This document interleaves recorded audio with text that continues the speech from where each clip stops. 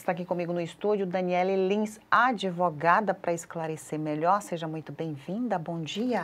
Bom dia, Luciane. Bom dia, ouvintes, telespectadores.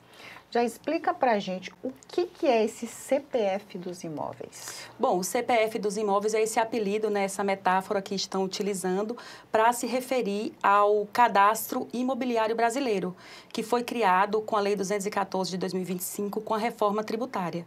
Como é que ele funciona?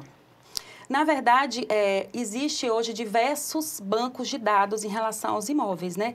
Existe o cadastro da prefeitura, o cadastro dos cartórios, né? O do INCRA, né? Da Receita Federal, e hoje vai haver com esse cadastro, né? O CIB, essa reunião, né? De tudo que tem em referência àquele imóvel, tanto em relação às questões da matrícula do imóvel, os ônus que recaem sobre aquele bem, as questões também ambientais, para saber se aquele imóvel ele faz parte de uma reserva, né, ambiental, a questão da inscrição no município, qual o valor ali do IPTU sobre aquele imóvel. Então, é, na verdade, uma reunião, né, que vai facilitar essa questão da transparência, trazendo segurança jurídica, transparência fiscal e também eficiência administrativa em relação aos imóveis.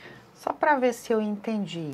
Você tinha um imóvel onde todos os dados dele estavam disseminados em vários pontos, né? Na esfera municipal, estadual, e agora isso está sendo reunido tudo num local só, como se fosse uma página, um site, é mais ou menos isso?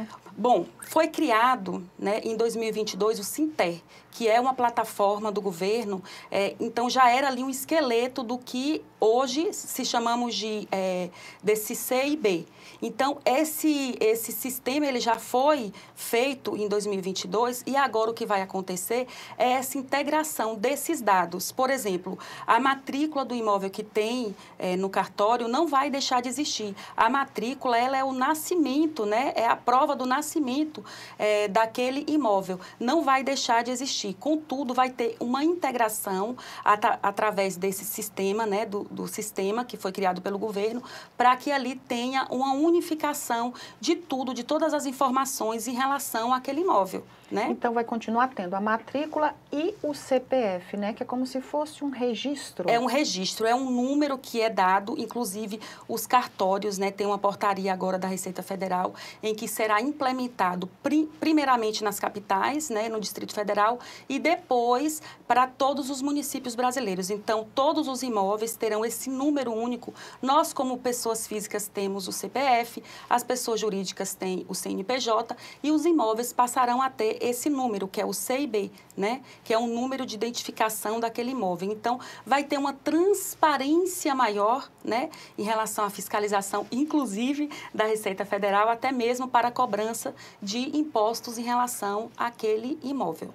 Na prática, como é que isso deve funcionar? O proprietário, ele tem que esperar o governo chegar até ele, para ele inserir o imóvel dele, ou ele tem que procurar o governo para buscar fazer todos esses trâmites para conseguir esse número desse CPF? Bom, aí nós temos dois caminhos. O primeiro é daqueles imóveis que já estão regularizados. Esses imóveis, o próprio cartório já vai fazer essa integração. Então, também tem esse trabalho de todos os cartórios, né? Que terá que fazer essas informações, lógico, respeitando a Lei Geral de Proteção de Dados, porque terá aí uma maciça informação, né? E tem que se respeitar a Lei Geral de Proteção de Dados. E, em contrapartida, os imóveis que não estão regularizados, né? Os proprietários poderão buscar, no caso, por exemplo, a prefeitura, né? O INCRA, para poder fazer essa regularização. Então, resumindo, se o imóvel for regularizado, os próprios órgãos do governo farão essa informação, e dos imóveis que não são regularizados, o proprietário terá que fazer essa regularização para que haja essa unificação, esse número de forma correta. A informação que você trouxe para a gente no decorrer da entrevista é que vai começar nas grandes capitais, né? Até chegar nas cidades do interior. Então, é algo que vai demandar muito tempo. E a gente, então, deve esperar que essas informações, essas solicitações cheguem até aqui, né? Não se antecipar, ou já podemos, ou essas informações ainda não chegaram. Bom, já começou, né, a implementação pelas capitais, pelo Distrito Federal, e acredita-se que vai logo para os municípios, porque já existe a lei, né, complementar, que é a Lei 214, que criou esse cadastro imobiliário brasileiro. Então, a tendência é de que se faça logo, né, mas vai ter muito entrave. Muito entrave, porque a maioria, né, dos imóveis são irregularizados, não tem regularização, né?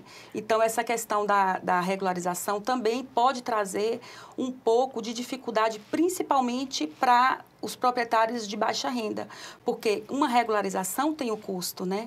Tem essa questão do custo, mas também pode trazer uma maior transparência fiscal, né? E também uma segurança jurídica para aquelas pessoas que vão fazer essa regularização.